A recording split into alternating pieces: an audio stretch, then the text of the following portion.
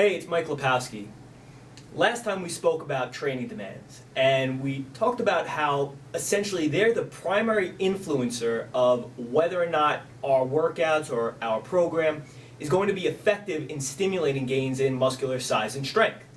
And we also touched on the fact that understanding how to manage your training demands is quite possibly the most important skill you can learn in order to have long-term success.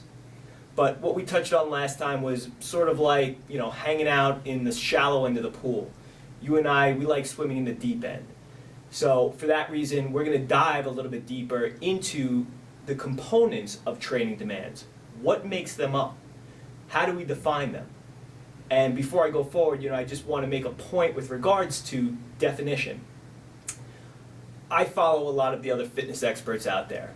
I go to their blogs, I listen to their radio shows and their podcasts, watch their videos, and oftentimes, I'm laughing my ass off because they're sitting there and they're bashing another training method, and oftentimes it has nothing to do with anything other than the fact that how they define the component that that program sees as being most important is different from how they define it, and vice versa.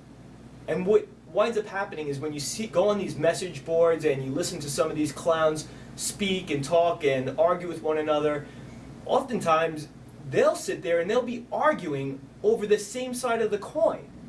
But because they have just vastly different definitions of certain terms, they can't get themselves on the same page. Now, quite honestly, I don't give a shit how everybody else defines things. I want to define them for you and I, so that when we sit down and we have a conversation or we converse, we're talking on equal ground. We're not looking at things from a completely different context. We know what we're talking about, and I think that's why this is critical in order to go forward. Understanding what our definitions are of these components. So, okay, enough of my rant. Let's talk about the components. What makes up training demands?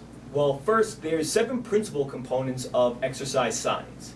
You have intensity, volume, frequency, overload, specific adaptations to impose demands, diminishing returns, and individualism.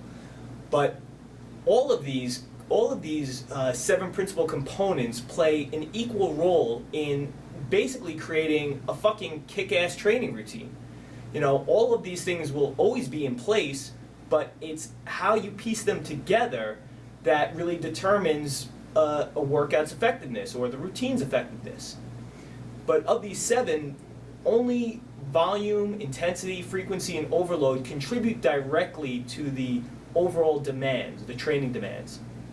Then we have the other subcomponents, what we might consider the finer details. And those are things like repetition speed, or your method of repetition performance, or set variables, load, variations to your routine. What else am I missing? I think I said speed of movement, your equipment, what apparatus you're utilizing. Sometimes that obviously can play a role as well. So all of these, the combination of them is what contributes to the overall demands. And you can see that there's a lot of things, and I'm sure that I'm missing a few right now, but there's a lot of them, and that's what adds to all the fucking confusion out there. Because people are, they're holding up one of those components as being, the most important, and not realizing that they all listen to me, I can't even speak right now. They all act like the spokes of a wheel. So if you remove a spoke, or a spoke is weak, then the chances of you running on a flat are running pretty high. Now, can you still get to where you want to go running on a tire that's not as strong, or maybe losing some air? Absolutely. People do it all the time.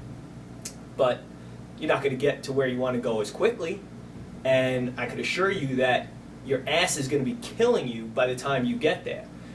So the idea is to understand and respect all the components, see how they fit together, understand how they integrate with each other, so that that wheel can stay strong.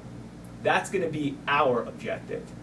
Let everyone else argue over which one's the most important. It honestly doesn't fucking matter.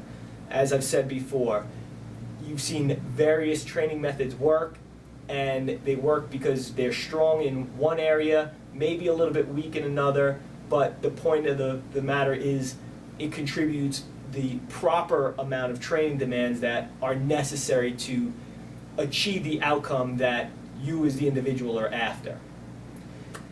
So, today I'm going to keep it brief. We're only going to touch on one of these components because it's a lot to get into. We'll start with intensity, maybe one of the more controversial of all these components.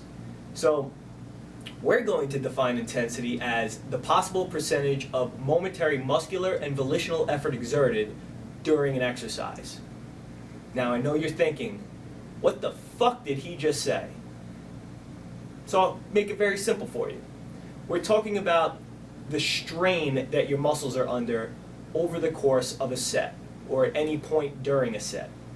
So the best example I could give is that if we look at the first few repetitions of any given set, they're quite easy and your intensity of effort is very low.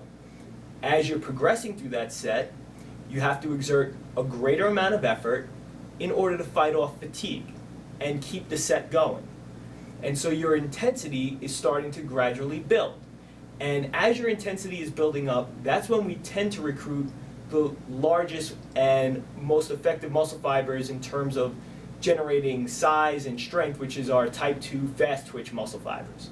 So for anyone whose primary objective it is to build more muscle or increase strength, we're going to be focusing on targeting those type 2 fast twitch muscle fibers.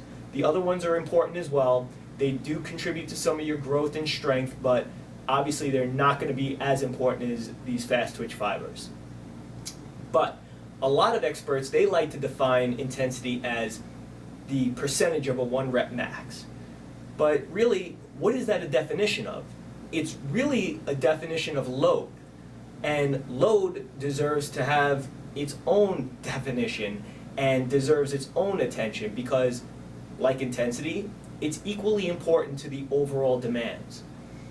And a percentage of your 1 rep max with also these predetermined, pre-prescribed repetition ranges, they don't say anything about how much effort somebody's going to have to put forth in order to complete those repetitions.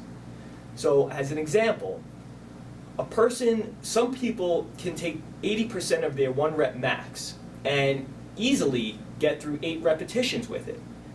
Whereas someone else may take 80% of their 1 rep max and barely be able to grind out 4 repetitions and hit failure as they're approaching their 5th.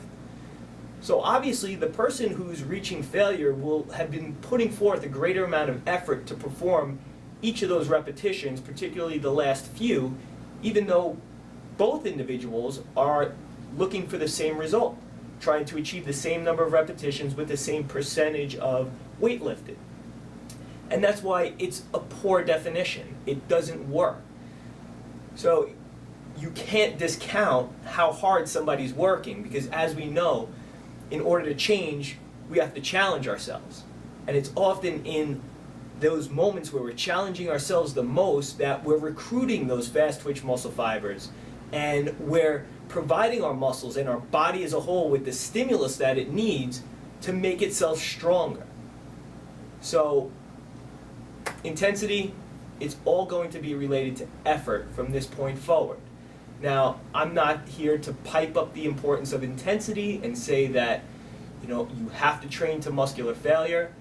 The problem with this definition is the fact that it is subjective.